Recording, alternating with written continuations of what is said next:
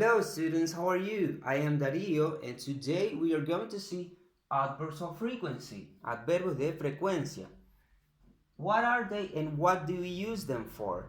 ¿Qué son y para qué los utilizamos? Los adverbios de frecuencia son los adverbios que vamos a utilizar para describir la frecuencia, es decir, qué tan a menudo realizamos una actividad.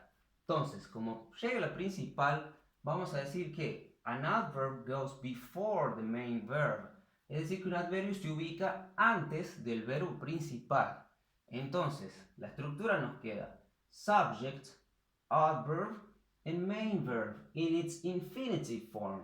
Entonces tenemos sujeto, el adverbio de frecuencia en el medio, y aquí tenemos el verbo principal en su forma infinitiva, es decir, que no lo vamos a conjugar. ¿Por qué? Porque en esta ocasión estamos hablando de adverbios de frecuencia con verbos comunes en tiempo presente simple, in present simple tense.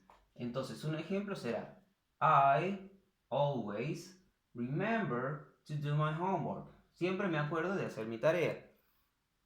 Ahora bien, dijimos que el adverbio se ubica antes del verbo principal, excepto por to be, el verbo to be que lo vamos a ver más adelante para no embromarnos tanto.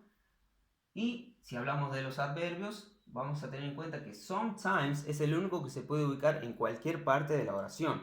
Es decir, que puede estar at the beginning, al comienzo de la oración, sometimes I go to the park, puede estar in the middle, en el medio de la oración, I sometimes go to the park, or at the end, o al final de la oración, I go to the park sometimes. Entonces, cuando tenemos sometimes en el medio, no será en el medio exactamente, sino que será con la forma tradicional, que sería esta. Por ejemplo, I sometimes go, ahí está en el medio. Sería respetando la estructura original. Luego podemos ubicarlo en el principio o al final, literalmente. Ahora, vamos a hacer este triángulo que nos indica el porcentaje de frecuencia con la que realizamos estas actividades. Yo elegí 5 como ejemplo para simplificarlo, para empezar el tema. Hay más, después lo vamos a ir agregando y vamos a ir especificando el porcentaje de los otros, ¿bien? Pero tomándolo como base no va a servir mucho. Porque tenemos with 100%, 100% tenemos always, que es siempre.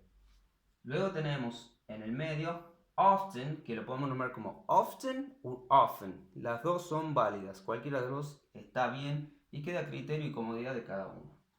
With a 50%, con un 50%, es decir, la mitad, tenemos sometimes, a veces. Often es a menudo.